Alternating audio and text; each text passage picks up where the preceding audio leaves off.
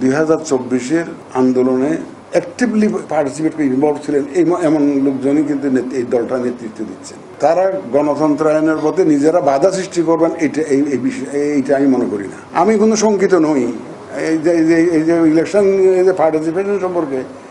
I am fully confident. কোনো দল নিবন্ধন যখন পায়, আমাদের যে নির্ধারিত প্রতীকের তালিকা আছে ওখান থেকে একটা নিতে হয়। তো ওই যে এনসিপির প্রতীকের কথা বলছেন, এটা যেহেতু আমাদের নির্ধারিত তালিকায় নাই, এই জন্য আমরা এটা দিতে পারিনি। এই জন্য দিতে পারি যেহেতু আমাদের তালিকাভুক্ত নয়, এই জন্য আমরা দেই নেই। এটা নিয়ে কি আর কোনো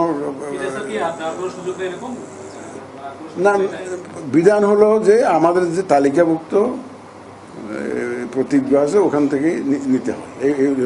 এখন পর্যন্ত তালিকার বাইরে আমরা কেউ দেইনি। না, এই নির্বাচন কমিশন যে কোনো সময় প্রয়োজনে প্রতীকের সংখ্যা বাড়াইতে পারে, কমাইতে পারে। এটা আমাদের এটা 115টা ছিল না, 115টাতে আমরা করেছি, পরে করেছি। কারণ এখন হয়েছে কি, আমরা লোকাল গভর্নমেন্ট আর ন্যাশনাল গভর্নমেন্ট ইলেকশন এক করে ফেলেছি প্রতীকের লিস্টটা।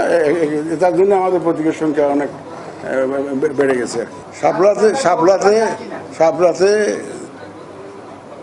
সেটা অফ হ্যান্ড কোনো জবাব আমি দিতে চাই না। যে এটা কমিশন নেওয়ার মতো, এটা ইনক্লুড করার জন্য কোনো সিদ্ধান্ত নেয় নাই।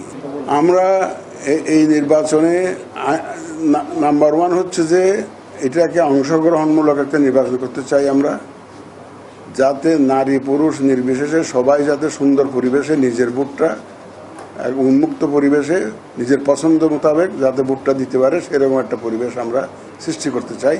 আমাদের যে কর্মকর্তারা যারা উপস্থিত আছেন বিভিন্ন এজেন্সির, ওনারা আমাকে এশিওর করেছেন ওনারা সর্বশক্তি দিয়ে সেই ধরনের একটা পরিবেশ সৃষ্টির চেষ্টা করবেন। এবং এই যে আইনশৃঙ্খলা পরিস্থিতি বলেন, এই যে সেখানে যারা দায়িত্ব পালন করবেন সেটা করবেন। তারপরে যে আমাদের যে একটু রিস্কি সেন্টার যেগুলো থাকবে, এগুলো একটা স্পেশাল অ্যাটেনশন দেওয়া, একটা থ্রেট অ্যাসেসমেন্ট করে যেগুলো ঝুঁকি, অতি ঝুঁকি আছে এরকম যেগুলো আছে সেগুলো একটা অ্যাটেনশন দেওয়া, এগুলো করব। অবৈধ অস্ত্র উদ্ধারের বিষয়টা থাকে, এই একজন তো প্রশ্ন করেছেন, এই যে অবৈধ অস্ত্র অনেক রয়ে গেছে বলা হচ্ছে। এটা দেখেন, অস্ত্র উদ্ধারের বিষয়টা কিন্তু এটা ইজ এ কন্টিনিউয়াস প্রসেস। এটা এমন না যে বুট আসছে একদিনে এসে অস্ত্র উদ্ধার করে ফেললাম, এমন না, কিন্তু ইটস এ কন্টিনিউয়াস প্রসেস। আমাদের সিএমপি কমিশনের মধ্যে বললেন যে গত বৃহস্পতিবার না কোন দিন, বৃহস্পতিবার বেশ কয়েকটা অস্ত্র ওনারা উদ্ধার করেছেন। তো এখন এই অস্ত্র উদ্ধার এই যে প্রক্রিয়াটা, এটা ইটস এ কন্টিনিউয়াস প্রসেস এবং এটা চলতে থাকবে, বুট পর্যন্ত চলতে থাকবে। এবং ইন দ্য প্রসেস যাতে এই ধরনের অবৈধ অস্ত্র ব্যবহৃত না পারে ইলেকশনের সময়, সেই লক্ষ্যে আইনশৃঙ্খলা বাহিনী কাজ করে যাচ্ছে।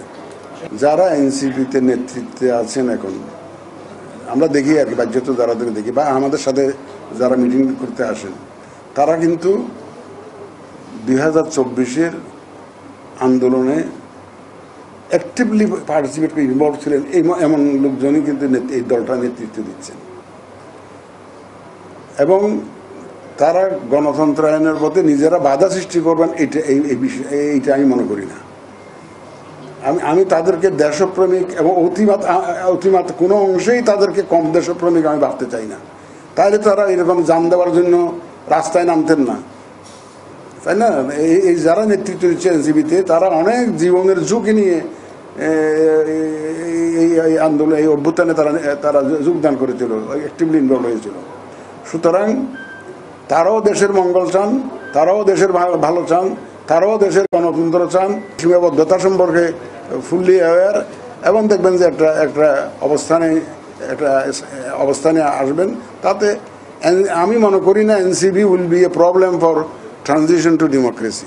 তারা একটা নিজেদেরকে গণতন্ত্রায়নের পথে বাধা হিসাবে আসবেন এমন আমি মনে করি না। অন্তত এনসিপিকে আমি মনে করি না এইরকম একটা নিজের জীবন বাজি রেখে এই যে অভ্যুত্থানে যারা জড়িত ছিল তারা এই ধরনের কাজ করবেন বলে আমি বিশ্বাস করি না।